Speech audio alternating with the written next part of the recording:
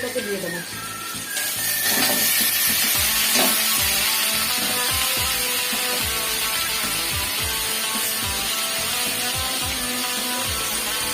দিয়ে দেবো হলুদ।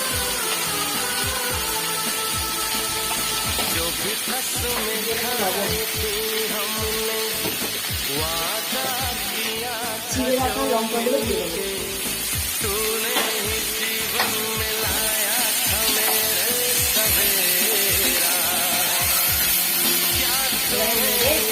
ঢাকা দিয়ে দেবো। 10 মিনিট মতো একটু রান্না করে নেবো, তারপরে ভাতটা দিয়ে দেবো। বন্ধুরা, আমার এগুলো ভাজা হয়ে গেছে, এবারে পুঁইশাক ভাজাটা দিয়ে দেবো।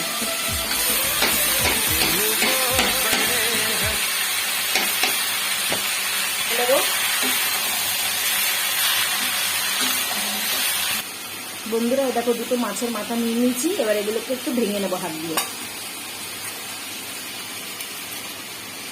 এরকম একটু ভেঙে গুঁড়ো গুঁড়ো করে দেবো।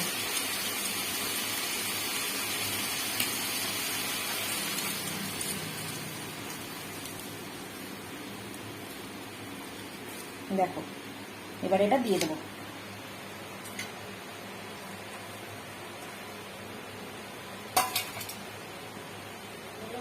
চিনি দিয়ে দিলাম, দিয়ে দেবো একটু জিরে গুঁড়ো।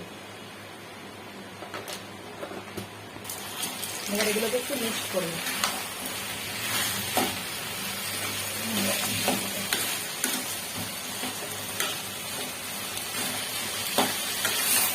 বন্ধুরা, একটু জল দিয়ে দেবো।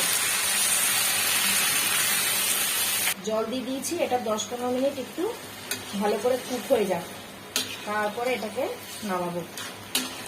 আবার আসছি 10-15 মিনিট পরে। বন্ধুরা, এই দেখো আমার পুঁই শাকের মাছের মাথা দিয়ে পুঁই শাক রেডি হয়ে গেছে।